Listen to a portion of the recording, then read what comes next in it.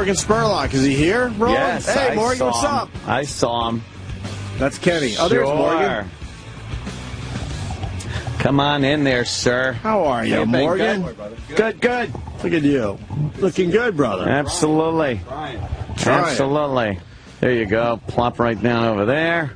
Inside Man, nice. Second season, right? Second season, yeah. Congratulations on the second season. Not an easy thing to do these days. Listen, when you get one, it's amazing. When you get two, it's like a miracle. Right. Knocking on wood for three. We'll see. I tried watching it, and I had a problem with the... I was so annoyed because the link kept crapping out. I'm watching the paparazzi one where you're hanging out with the paparazzi. Yeah. And there's that... I don't forget the guy's name, but you're like kind of lurking, and they get the photo of...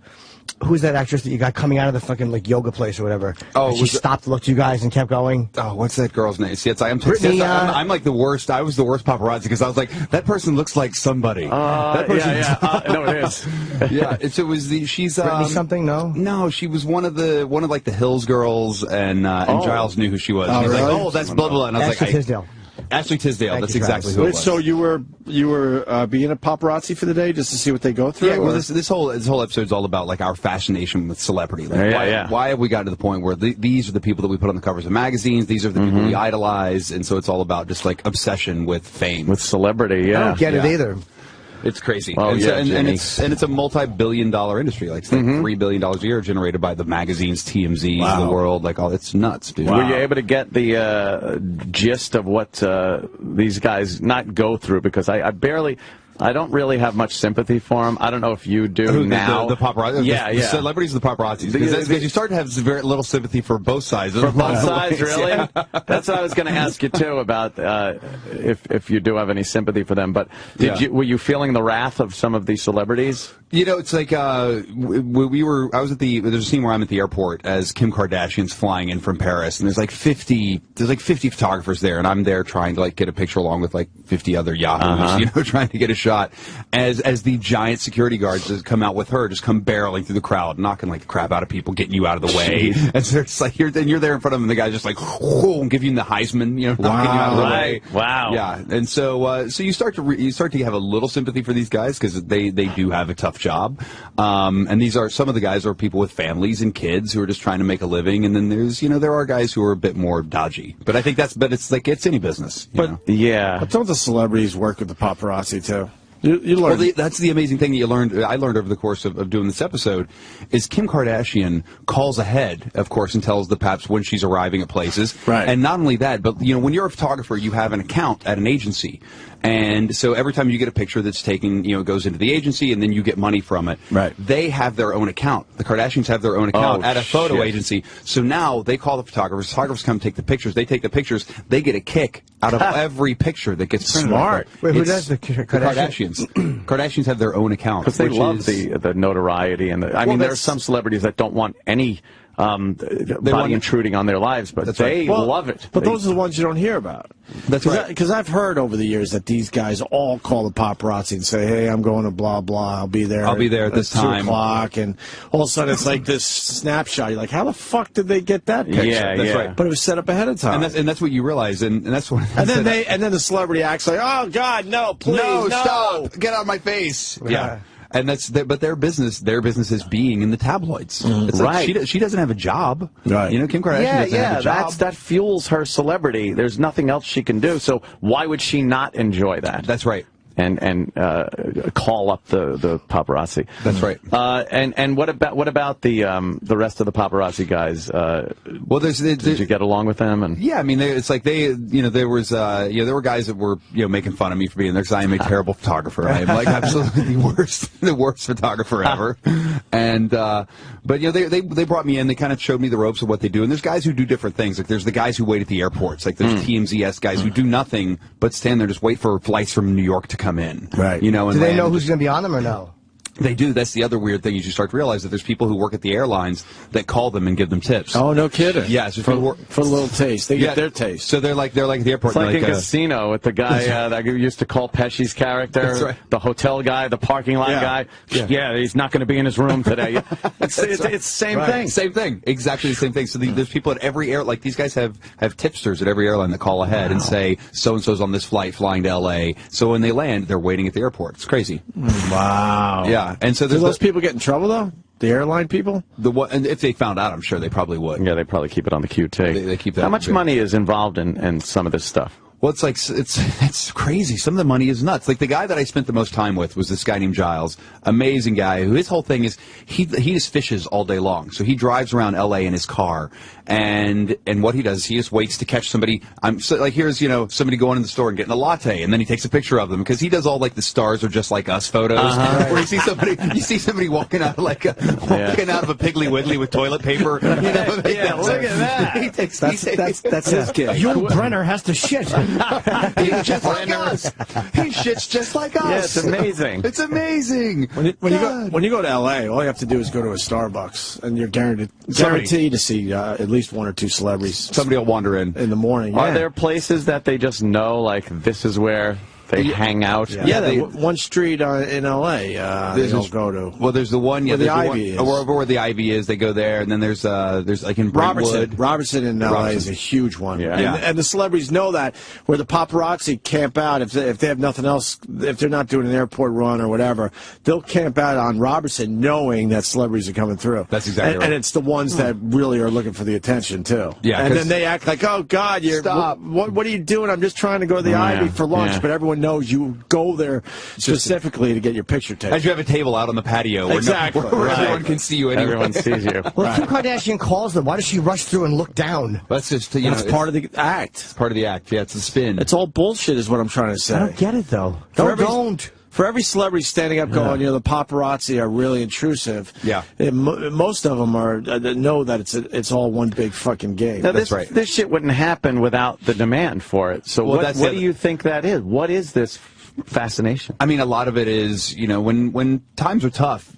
people are looking for any outlet to feel better, feel good about themselves. And anytime you can look at somebody, oh, look, their life looks so much better than mine, and look how happy they are on that red carpet, and look at their beautiful house and their kids. I don't think people would like that, though. Isn't it depressing to be like, oh, God, my life sucks? But I think some people look at it as just like a little bit of escape. Living vicariously through. Yeah, in the middle of like your really terrible day, you buy this, $1.95 magazine, and you can look at it and be like, oh, look at what beautiful she is. Bikini Bods, where they circle the problem area. That's always good. And then you got to guess who it is. Worst bikini of the year. Right, who doesn't do that? I would guess that's a big picture to get. Any starlet at the beach in a bikini with like a big jelly ass. Right. Somebody something wrong. Yeah. Somebody has a big cottage cheese behind. That's a lord ass. You will clean up. You will clean up with those photos. But that's all back to the cost. So Giles, who drives around and takes those pictures, he'll take, with the photos he takes, he'll make anywhere between $50 to $100 per picture average, usually during the day. That's all. And he'll take anywhere from 10 to 15 photos that he can sell a day. So he'll make. He says so. I average about. So you figure if I make $1,000 a day.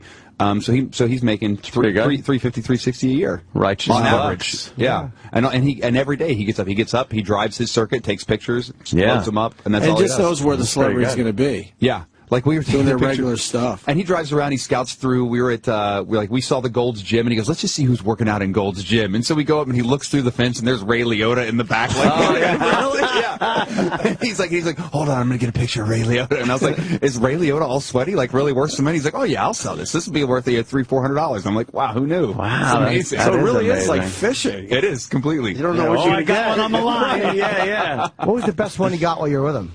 The best one he got. Ashley Tisdale's probably a good one because she was coming out of yoga, like wearing like her yoga clothes, her little tight pants, the yoga knits. Who was that? I'm sorry.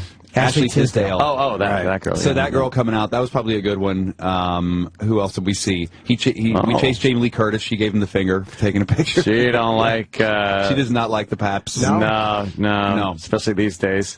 And then I tell you the one that was fantastic. So we were driving down the road and we saw these people waiting outside of a house. And we're like, what is going on? What are all these paps doing out here? And they're like, oh yeah, Reese Witherspoon's inside. So there's guys who chase certain celebrities around town just because they're valuable. Right. And Reese Witherspoon is one of those.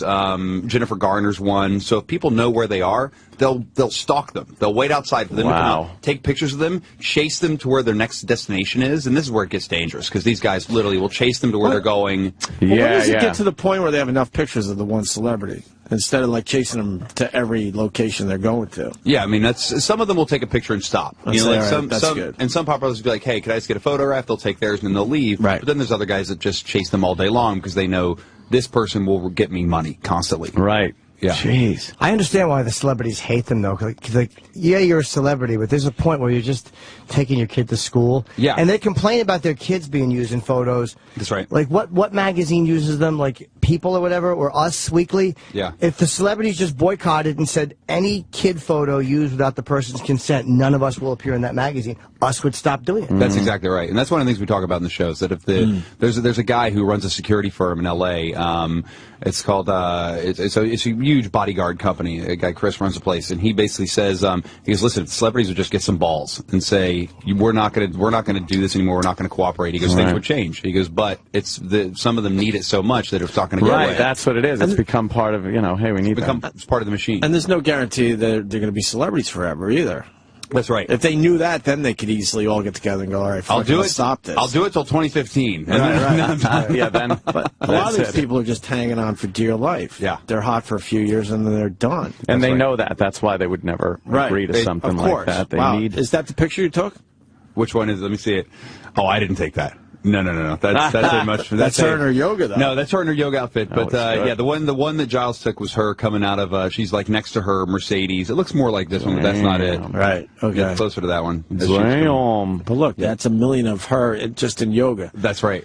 And so that's what people do all the time. Were you doing any sneaky telephoto shit, or did they always know you were there? No. Like I was hiding in the van. As we found this guy, Jaimin Honsu, the guy from Amistad. We saw him working out over on the Santa Monica steps. We're like, oh, let's hang out here and we'll get a picture of him. So I got photographs of him working out, which Did you feel kind of creepy? You feel so creepy. No, you feel so. Yeah. Well, because the big story we tried to chase, because this was like in the middle of like Lamar Odom's kind of crack meltdown. Right. And they were like, so that was, if anybody can get a picture of Lamar Odom right now, that was the unicorn. Like, if you can get the unicorn of him, then you've made it. So we started going to all the places where he was, and I'm like outside of like the alleged crack house in L.A. where he was, the hotel, and you're just camping out, and you're like, wow, I feel like a scumbag. Right. I feel like the dirtiest person right now because. And you're known yourself. Yeah, that's exactly. They're like scumbag, and it's you. Yeah, I knew you were a scumbag. That's what they're saying. Was there anything you didn't take a photo of? Like you mean? I don't know. I didn't take a photo of a celebrity that I could actually sell. That was the. Did you make the $750? I didn't. Like we got so we put my photos up online, and then Giles was like, hey, we got some checks coming in. I'm going to send you the receipts. Right. And so they came. I made like $4. Oh, shit. That's not quite enough to live on, right? What percentage did he take? I made. He said, he goes, listen, I'm not taking anything. It's $4. I made $3.80. It was. I didn't even make $4. It was less. $3.80. You know what you should just do? Take pictures of other people's pictures in magazines and just sell them and hope that nobody saw it. Nice. Yeah, well, because there's so many photographers there, so you're like, oh, that was my picture. Yeah. Just draw a hat on them or something. Yeah, It's a little different. Photoshop a fucking hat. Sure. Wow. That's right. I got to tell you, Inside Man's it's a good show, man. Oh, thanks, man. Congratulations on it. Yeah, thank you. What other topics you hitting up this year? Yeah, so that's the first week. Second week is we asked the question, like, can you live forever? Now it's like people are getting older than ever, and technology's helping us live longer, and so the question was like, what would it take to actually live forever? And I go to see this doctor who puts me through this crazy barrage of tests and tells me what's wrong with me and what I need to do, and at that point we just start using that as the jumping off point. Wow. Because today it's like you can they're printing organs now, so like if I keep drinking the way that I do, at some point I may need a new liver, and now I've stored my stem cells at a place in North Dakota where they can harvest your stem cells and then put them in a vault, and then if you need them, they have them. Oh, wow. And so now they can like print you new organs. And we interviewed a doctor in North Carolina who he's printing kidneys, he's printing livers, he's printing hearts. What do you mean by printing? So basically like a 3D printer. Right. Like we know that technology. How are they using it in the medical field? And so what they're doing now is they're taking like frames of your organs, right? Basically the veins so they have the vein framework, and then upon that vein framework they're taking your stem cells, and they've done it now with animals. They've yet to do it with a human being, but they've done it with multiple animals where they build, just like they would anything else, your cells on this framework of veins to create an organ. Wow. Why is it so much harder to do it on humans? I don't think it's. I don't think it's like a lot of this stuff. I don't think it's harder. I think it's just liability. I'm sure. I'm sure years ago they tried things on humans all the time, and some people are like, I got a lawyer. I always feel my like lawyer. Meet this guy. I always feel like they have done it on humans, all this stuff, but they just can't come forward with it. Probably. There's probably a lab somewhere. We where absolutely all cloned a kinds of human. people- Get the fuck You out think? of here. Absolutely. I want one of those. Wait, how do they take your I stem would cells? I would be so much more productive. How do they get them? What, clones? Stem cells. Stem cells. They harvest them right out of your backside. Oh. So they basically dig down into your cells under like a certain layer, underneath a couple layers of skin, and they pull them out. So you could do that, and then why can't they just do that when you need them, or does it take a while for them to No, multiply? they can take them whenever you want. So they can take them now, and you want them taken as young as possible because as young and as healthy as you can be. Because like from now, so now I've got the healthiest stem cells of a 43-year-old man. Right, there you go. And as you get older, then your cells will continue to age. So now, if I'm 60 and I need them, I have the cells of a 43-year-old, which is better. I wish I would have done that 30 years ago. Yeah, right. Exactly. Well, I wish they would have known about it 30 years ago, really. That's a good point. You raised What a are you going good to do? Leaving your ice cube tray at home? Why not? If I put other fluids, have a jizz cube. The aging doctors, what are they saying about life expectancy? Did they? Well, this is the amazing thing. So we interviewed this guy. There's this guy named Ray Kurzweil who. Oh, God, is he a bore? We love him, but he's is a he genius. Of course he's he a is. genius. Yeah. He's like a ridiculous genius. And so We had him on. We liked him. But he's got this whole idea called the singularity, Of course. which is when technology and biology will come together. Will come together, and they're predicting that to be 2045. So the idea is you live as healthy as you can to 2045, and then every year beyond 2045 that you can live biologically, technology will add another year. So basically, you'll gain 2 for every 1 you can live, which is crazy to think about. So the idea is just living as healthy as you can to that year, and then by that point, you'll be able to just gain extra. He says that, but I think his time frame is wishful thinking because he says that's how long it will take to map DNA, and once they map DNA and they learn how to load your memory and stuff up to a hard drive, there's a whole bunch of stuff. I just believe me, I think it will happen. I just think that his time frame is off. Yeah. I hope he's right. Well, we already met a company in San Francisco called Cambrian Genomics, who they're already hacking DNA. So like if you and not hacking DNA to where it'll cost billions of dollars, but where it'll cost thousands of dollars. Where they went into my DNA and so I'm basically prone to type 2 diabetes, and they said, here is the one piece of your chromosome strand that is off. He goes, we could fix that tomorrow. Let's just take that out. We could literally take that out and put in the correct piece and it'd be fixed. And So I was you're like, gonna do that's no, I'm not gonna do it. Why? Because it would cost a lot of money. How much? Thousands. Well, thousands isn't bad to avoid diabetes. It's not bad. Yeah, but it's like, or you what can if the just other eat better. DNA start replicating in that new DNA And then once you fix that strand, then without it'll the start. strand in it. Yeah. So The show's on CNN. Get this fixed. I know. Come on, You're Jeff making Zucker. you're making Jeff good Zucker, money. Jeff Zucker, Come on. take care of this for me. How many Fix that. thousands though? How many thousands? They didn't say. They said, but it would be. They said it wouldn't be. They said it would be expensive. Like right now, it's still cost prohibitive for most people. then you wonder, like, all right, what else would that affect? In the DNA? Yeah, exactly. Right. So, suddenly, I'm like Quado. I'm like, yeah. Suddenly, a head starts growing out of my stomach. Right. Well, What the? You don't have diabetes, but every time you sneeze, your asshole falls out. Yeah, that's some tricky stuff. Very tricky. I mean, Wow. Mickey Rooney lived forever. He was 93 and looked like shit for most of the time. Well, that's the question. It's like, do you want to live to be? It's like, sure, you can live to be 150. I was like, yeah, but what am I going to look like? How am I going Right. to be at 150? That's the problem. And how active are you going to even be? That's right. So I'm going to be like George Burns for 75 more years. You Yeah, know, it's like, great. or am I going to be like this? You know? Yeah, because that's the goal of the Fountain of Youth thing is to be able to live forever, but be in a young, active body. And not, look good. Yeah. Not just age like normally, but you stay alive. That's That right. would just be Or I'm just like I'm like the mom in Brazil who just keeps getting stretched just faster and faster. And my skin just keeps getting pulled further and further across my face. Living 75 extra years with not one girl interested in you. Oh, yeah. I've lived 45 that way. But think how hot the robots will be then. Then you can just have like a That's sex true robot. too. Yeah. Little That's right. sex bot. That's right. That'd be nice. That's Yeah, we metal got to vag. think about what they're going to incorporate.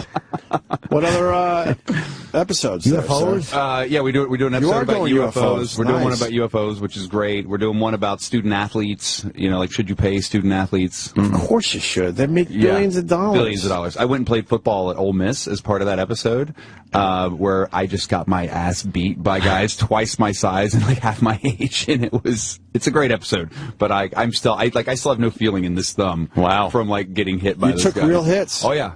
Isn't that Holy a weird shit. kind of a situation, though, when you start paying students Well, it depends on what you pay. Here's the thing: is what I say is if you're going to pay them is so they say they're going to pay for their education. It's like, well, what if they want to go to medical school? What if they want to go to law school? What if they want to get a master's, a PhD? Are you going to pay for that, or are you only going to pay them while they're making millions for university? Right. You know, if they get hurt while they're in college, 1.5% of these guys actually get to go to the NFL. Or get to go Is that it? Wow. 1.5% of every player. So these guys college. are making these universities so much money, knowing they don't even have a chance to make the money after they leave college. And so now here are these guys who, one of the guys that we were with had 2 ACL surgeries already, had 2 knee surgeries. Well, the chance of that guy, I mean, he's a great player. Will he get to go to the NFL? Maybe. Chances are more likely not. So as he has health problems later on in life, who's going to pay for that? What's going to happen? Does he have to have another surgery in 4 or 5 years? Will the university take care of that? Well, these guys are broke. Now, no, they're done. No, so the thing is, I feel like there's a way to quote unquote pay them or incentivize them that isn't just giving them a check. And they're not getting a real education.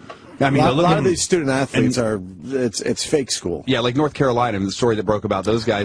Jesus! Where they weren't even going to class. No. There was no class. They were basically they had to quote unquote write a paper. They went online and I read one of those papers. Holy jeez! It was written in crayon. It was really bad. Yeah, they're not going to the classroom whatsoever. Yeah, but then where do you draw the line? Do you pay the cheerleaders? Do you pay the lacrosse support team? crew? The lacrosse team. The lacrosse team is bringing in all the money for the university. Yeah. I think it'd be easy to figure out how to divvy it out. Yeah, percentage of the revenue generated by that sport. Division I basketball is huge, obviously. Yeah. Division I badminton, not so much. Not so much. Baseball, no one cares about college. But now, do you give all the players the same thing, or the star players make more? Like all of a sudden now you're going to have agents coming in to negotiate deals for these? It's a weird nation. Maybe it's just a flat fee. Yeah. Yeah, like because some of these guys, the team. One of the guys that we were with, like, he couldn't even. He was to the point where he couldn't pay his phone bill. Right. And so it's like if you can't get a loan and you can't pay those types of bills, then what do you do? And it's like there's no time to. And people are saying, well, they should go get a job. Like their full-time job is being football players. And you hear about the guys that are actually starving? Oh yeah, guys. You heard about that? They can't even get food. They can't even really get food because they're being watched so closely. So they can't even give them food, or that's considered tampering with the players. That's right. A benefit. And a lot of these guys can't even fly home. So you're watching these amazing, college athletes, and then they don't even go home for the holidays because that would be breaking the rules too. And they come from ridiculously, poor places. Yeah. So they stay at school. They have no choice. Yeah, it's terrible, but it's a great show. That'll be a great episode. The UFO one, I saw part of that too. You did the you went to meet these people. What does this guy do? Is like a technological advisor for something? That tech advisor you went to see? Well, there's a guy. We went to see a guy. There's an organization called MUFON, which basically they are UFO investigators. And it's like I had no idea. There are like thousands of MUFON investigators. The MUFON Mutual UFO Network. That's right, Mutual UFO Network. Nice. And so MUFON basically has all these people. You have to go through a real training regime to do it. To become a MUFON investigator, and then you go and when somebody sees something, they investigate everything. And they need a better name though. MUFON is not a good name for it. It doesn't ring out. Yeah, it sounds like move on. It's like like move on, which or a terrible sex term. Look, I want to get my MUFON. Boo. That's a weird thing that's happened in recent years too. Is the fact that cameras now just are everywhere. Yeah. Yet legit, what would we would consider legitimate proof of UFOs? The heyday was in the 60s and 50s. Sketch artists. But do we have any videos out there right now that they're really just baffled by still? Or I don't know. There's not any that are. There's a guy that we met with whose his whole job is to basically debunk everything. Right. Who is like he's a MUFON investigator who rips apart photographs, rips apart video evidence, and his whole thing is like, listen, I believe I believe in all this. He goes, but I have yet to see something that compels me enough to be like this is great evidence, this is great proof. Weren't there a couple of photos that they couldn't like? Most of them they figured out what was wrong, what they were natural occurrences, but there were a few that they just couldn't debunk. By now they might be able to with why would they computers. just be hovering around? If they have the technology to get to Earth, wouldn't they just wander around knowing that we can't fuck with them? Well, there's a couple people we interviewed in that show where you expect to meet kooks, you expect to meet you expect to be like an episode of Cops. Like here's a guy drunk with his shirt off, going, I saw it over the field. That's who you expect. But there were people that we interviewed for that show show who had real sightings that they couldn't explain. Right. A woman. There was a husband and wife who was he's a musician. She's a nurse. And completely credible. Like, these were normal, everyday people, like, living outside of Atlanta, who they were like, and they've had, like, 3 different sightings outside of their house. And he's like, I can't explain it. I don't know what it is.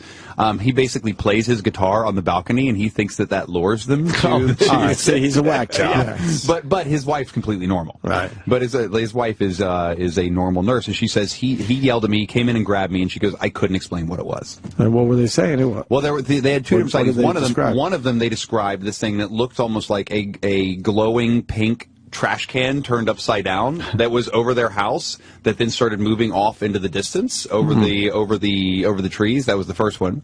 And then the second one was this giant, it was huge, almost like boomerang shaped. It was reflective, so basically it was reflecting the sky and everything else that was in it, but you could actually physically see it moving through the sky above their house. That was the second one. And video? No video. Well, because here's the thing. So he started taking photographs with his camera, and as soon as he pulled his camera out, basically all the electronics in their entire house went out. Of course. And the camera was fried. Of course it did. Yeah. That's right. So I believe, though. I just, it's hard. I believe there's life all over the universe. That's right. And I believe. We've got cameras, though. I mean, there isn't one thing that isn't photographed now. Right. Yeah. I mean, the second something happens on the streets, everybody's got a camera over their head and taking video and pictures. You would think one credible, amazing one shot, UFO flying saucer. It's all part of the government. It's all part of cover-up, man. Cover-up. It's the big cover-up, man. It's all part of the government. You could believe what you want to believe. I've seen the conspiracy. Right. Any of the UFO experts explain why they just hover around and are checking us out? No, it's like no, because the real experts, like the people who run SETI, like the Search for Extraterrestrial intelligence, like these people, the people who run that place are these are real scientists who are out every day, and they're listening, they're like searching the universe with like crazy telescopes, and they're like, listen, we have yet to find anything. They're the laughing stocks of the scientific community, by the way. Those SETI people. Laughing stock. But they really are. They're the fucking they're like the hack scientists, even though they're really great scientists. But what are you looking for? Yeah, that's cute. Spaceman, you dicks. But how much of our galaxy can we listen to at this point? Well, that's the whole thing. They say that as they like searching through the galaxy, they're like, imagine if you've like dipped a cup of water into the ocean. Like that's what we've listened to. Yeah. That's what I'm saying. They're saying that we have so much more to even like start to explore. Yeah, our galaxy is just one of whatever. That's right. It's millions nothing. or billions. They don't even know. It's nothing. How many galaxies? Oh, hundreds of billions. Hundreds of billions. Ridiculous. So yeah. So we're only listening to a tiny, minuscule portion. And at some point, it's going to be like when you're driving in a car and you finally find that station. Like, oh, there's that station. Right. Like suddenly they're going to be like, oh, we should have been listening over here the whole time. Oh, fuck, we missed. How do you get yourself into these jobs and situations? You approach these people. Do they say no? We don't. Have you been turned down? They're like, oh, there's that jackass. Yeah, it's like using look at the school as an example. When we were calling around saying we want to make an episode about student athletes, we called so many schools that had a lot of violations, schools that have had, and they're like, absolutely not. We want nothing to do with this. I mean, a lot of schools were very adamant. Ohio State, a ton of them were like, no way, we're letting you film here and do this. What about Penn State? Well, there you go. Going to the shower. Happy Valley. I think they're a little gun shy with having people in there poking around. You know what happened there with that guy? Oh, no, what happened, Jim? One of the assistant coaches had a whole, he was a big snitch. I guess they were hiding this story, huh? The media didn't want to. That's so weird. Yeah, this McQuarrie guy, what a terrible guy. Tattletale. Let Morgan work the showers for an episode. Come on in, boys. They don't call me inside man for nothing. That's right. Someone's got a thought on the lights. This guy has seen the lights, too. Jack in Jacksonville. Go ahead. Is he? Coincidence. Hey, guys. Hey, Morgan. Great. I love your stuff, man. Oh, thanks, man. Listen, about that one object you referred to, that boomerang-shaped one, that's a real common thing. That was the subject of the Phoenix Lights, and that's something I've seen myself. It's clearly a man-made thing, though, you know what I mean? But I wonder, what do you think about that? Why is it that nobody seems to be able to figure out what it is, but we see it all the time? I mean, that's a great question. It's one of the things we ask about is, some people say, well, it's got to be some sort of, maybe it's a government ship, maybe it's something that we're testing and it just hasn't come out. And it's like, maybe. I mean, who knows? I mean, I feel like... It's like a floating object. It seemed like it was helium-filled and had lights on the side of it. And then when I saw that documentary, Phoenix Lights, everybody was making a big deal about it. I'm like, I saw that fucking thing in South Carolina in the 90s. What was it, Phoenix Lights? Yeah, so did they say what it was? Did they come up with an idea in the show? No. Do you remember a couple of years ago that it was seen over Phoenix and millions of people called in the Air Force? And that's all it was. It just floats there. It's helium filled or alien field. You never know. You never know. Hydrogen, and it's got blinking lights. And it seemed when I saw it, came over to treetops, and then it realized, oh shit. It's like, we're in the open. And then the lights started blinking on, off, and then off completely. But you still see it there in the air floating. Did it make any sound? It's huge. Were you probed slightly? Yeah, a little probage. No sound, though? It didn't make a sound?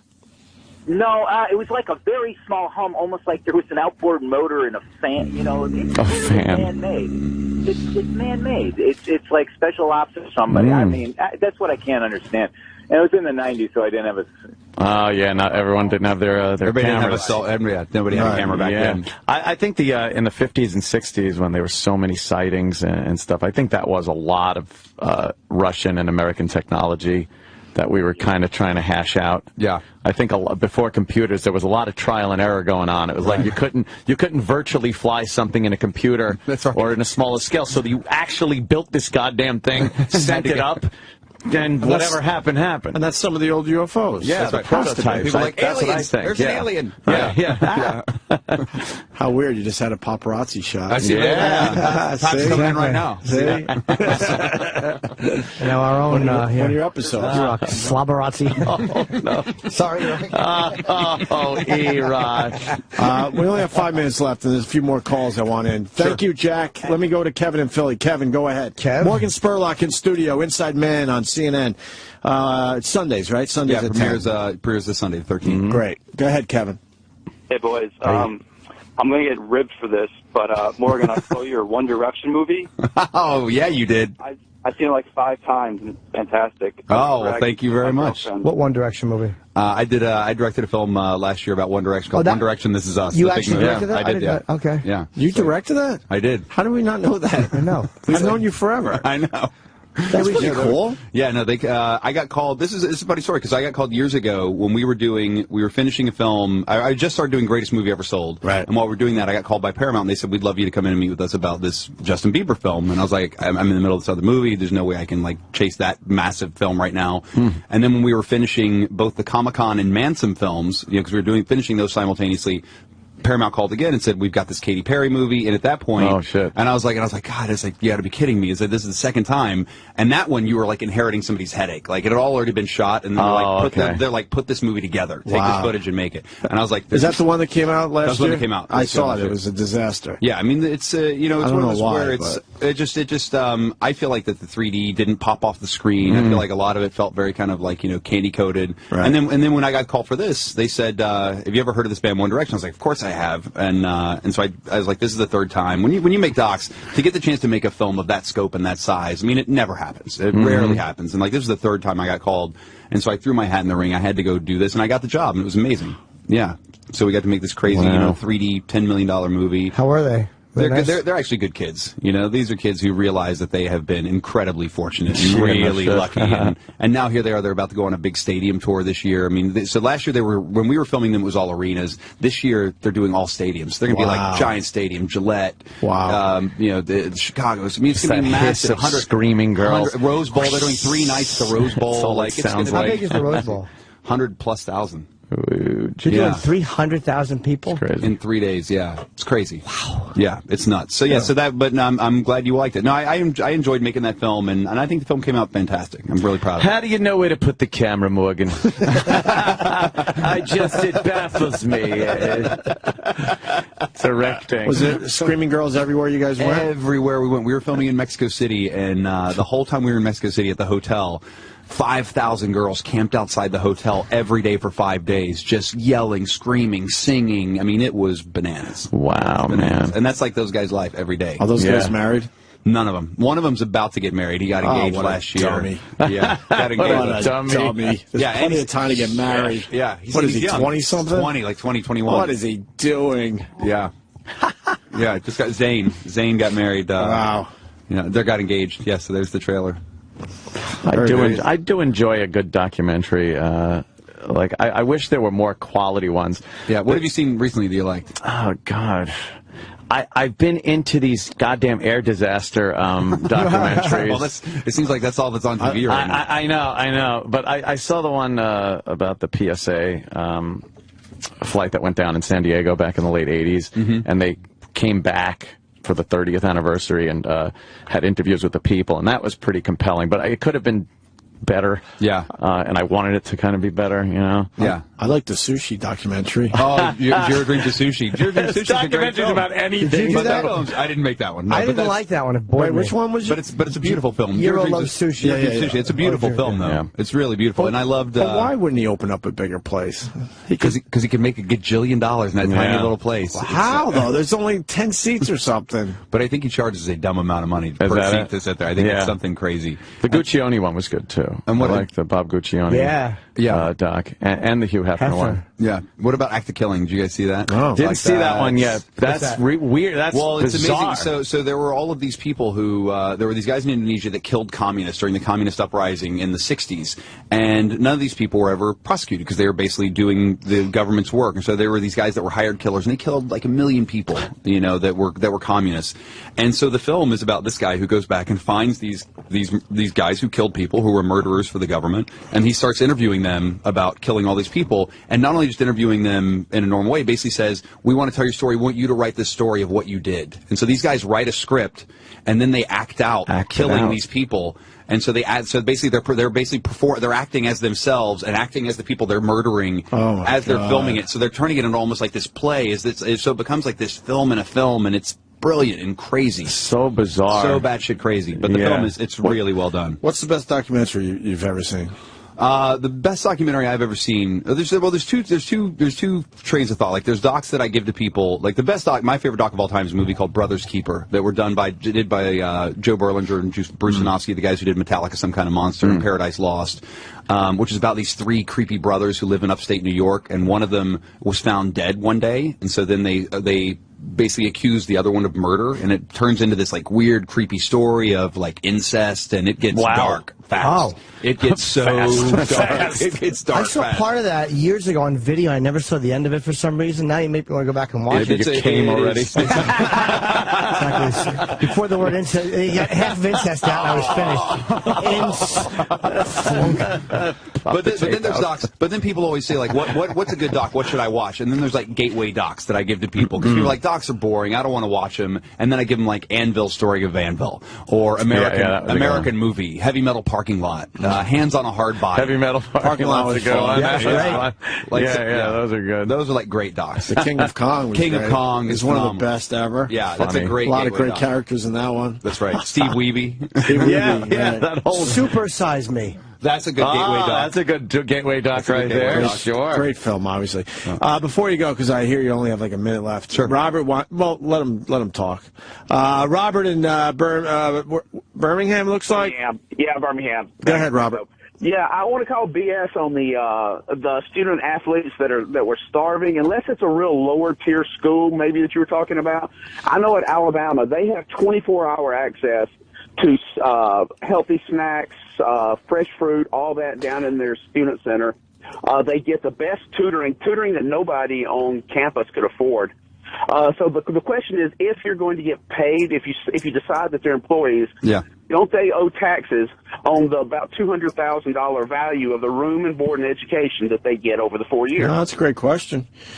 But you know, a lot of those guys aren't going to school for the education. They're going there because it's the next step. It's the step to get into the pros. Yeah, and especially if you're like you're in the SEC. I mean, you're going to Alabama. I mean, you're going there to play Tier 1 football. Right. The SEC is like the best football in the United States. And the tutors are just to get you a passing grade, but you're not. I wonder if you're actually soaking in any of that knowledge in the end. We had a Rhodes Scholar. We had a Rhodes Scholar 4 years ago. I'm sure you have some of those people, but it's not the majority. But that's like one every 4 years. Right. That's what happens at most schools. It's available. You can't. I mean, most of those guys couldn't write their names when they showed up in college. There's a limited amount of what you can do with them. Yeah, I mean that's. Well, that's our point. Why are they in college then? Exactly. Yeah, they're in college because they're hoping to get into the pros. Yeah, and there are a lot of guys who are coming in, and it's a good life for 4 or 5 years as they're doing it. It's a trade school, and you don't get paid while you're in trade school. And I guess them starving thing maybe is a slight exaggeration, but I guess what I was trying to say is in Alabama though where that happens. Yeah, I mean, it's just harder to get food and stuff.